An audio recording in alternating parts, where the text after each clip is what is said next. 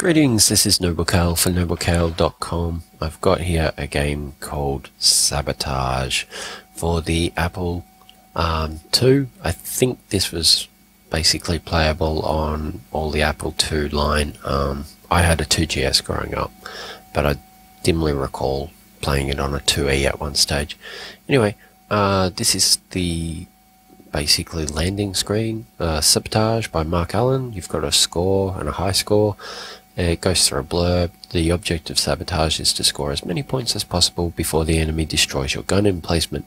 Your gun may be destroyed either by a hit from an enemy bomb or by sabotage when enough paratroopers have reached the ground. That number is 3, by the way. 4. You've got to have... I'll show you later. The gun may be controlled with a paddle or the keyboard. If you are using the keyboard, pressing D will move the gun counterclockwise and F will move it clockwise. Any other key will fire a shell. Firing a shell costs 1 point. And then it's got basically bombs are worth 25, helicopters are worth 5, jets are worth 5, and paratroopers are worth 2. So that means that killing a paratrooper only earns you 1 point, and if you shoot more than one bullet in order to kill a paratrooper, you are losing.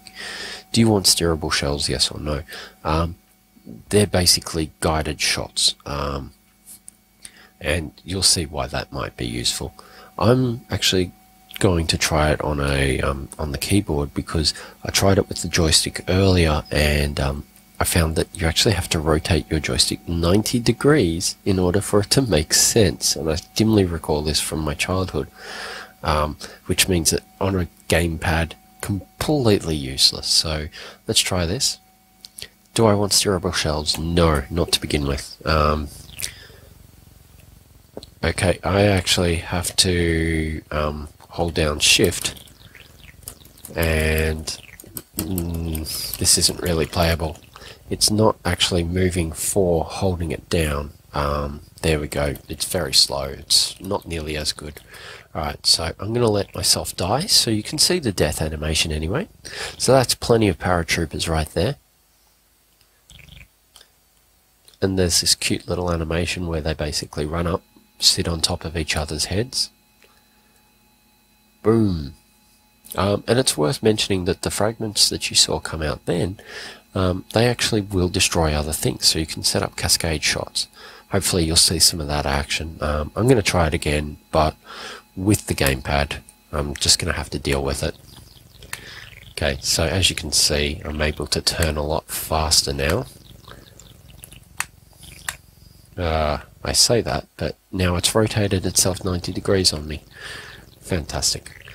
Yeah, so that's what I'm talking about, that detritus there.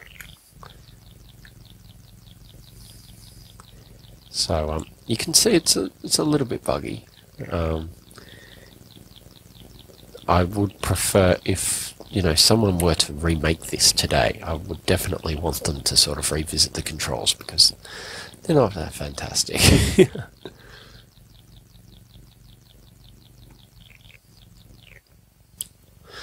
You can see my habit from current games means that I'm just sort of holding down that fire button, which is obviously not the way to play. I had a score of 9 and suddenly I'm back down to 0 already. If I don't get this paratrooper on the left, I'm kind of dead. You'll also see then I shot the parachute off a paratrooper, and it fell to its death. His, whatever. You can also shoot him again a second time, and that does get you more points from memory. The game is sort of nice in that it's got these nice little characterizations, things like shooting the parachutes off them, the way in which they sort of bounce around during that death animation. The use of debris to set up sort of chain reactions is great.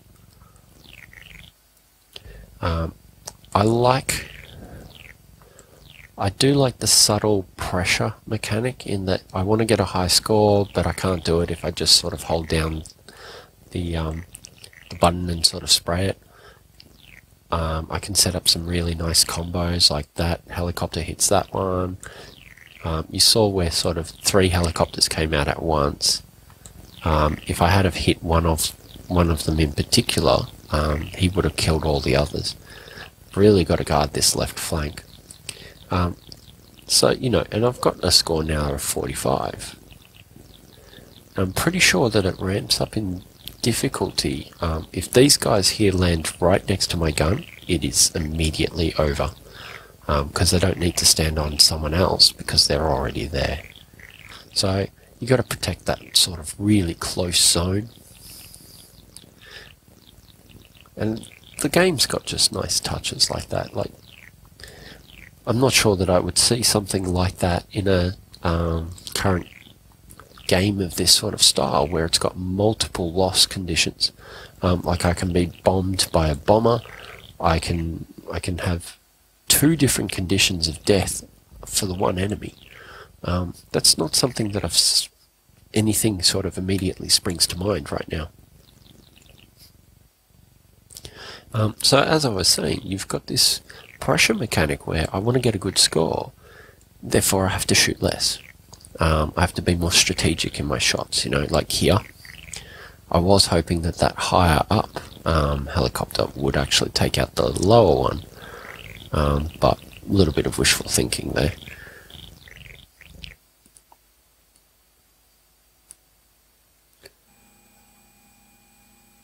Okay, it should start sending in. Yeah, here we go. Here's a bomber. So obviously it's up the difficulty level. Oh, boom.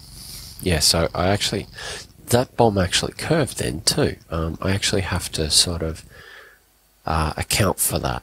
I'm going to try it with steerable shells. It wasn't working too well in the last time I played, but, you know, let's give it a go. Okay. Yeah, okay, so it's rotated the joystick 90 degrees on me again. I think it's every time it sort of plays. So right now, down is actually the rightmost place, and left, the leftmost place is, I'm actually pressing the up axis on the joystick right now, so it rotates which axis it's listening to. It's a bit annoying. Either way, these are the steerable shells. So you can see how you could sort of use that one shell. It makes it a lot easier, and you can sort of set up these really interesting fire patterns. It's a lot easier to secure those sort of combos, but it encourages you to use a lot more ammunition too. Alright, so to review, it's a simplistic game, but it does have some interesting mechanics in there.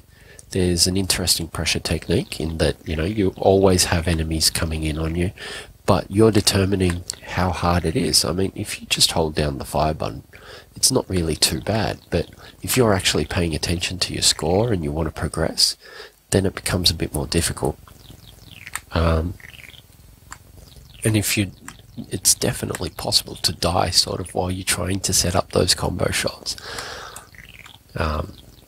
You know, and I think that that's an opportunity for greed and all of that kind of stuff that I normally talk about. Give me an opportunity to be greedy. Okay, well, I'll let you try and set up your own combo of one bullet hits this helicopter that then sets off this helicopter and all this kind of stuff. And it's a little bit deeper than what it sort of appears. And to be honest, I don't know if that was intentional when the game was designed, or whether it's sort of just something that emerges out of a bit of additional gameplay. But it's there.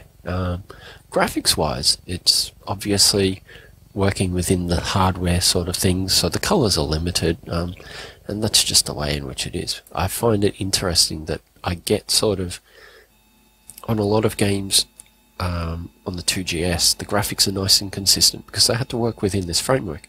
But that also means that they're just a little bit nicer, whereas a lot of modern games are a bit more inconsistent. Why? Because you give people a million colours to choose from, and they'll choose all these odd ones, whereas this game here, that was it. You had green, white and orange, and probably purple for the bullets. Either way, This was Sabotage by Mark Allen for the Apple IIgs. I don't think it's ever been ported to anything. I'm pretty much, I don't think that it was. But this is NobleKale from NobleKale.com. I will see you with the next game. I hope you have a wonderful day. Bye.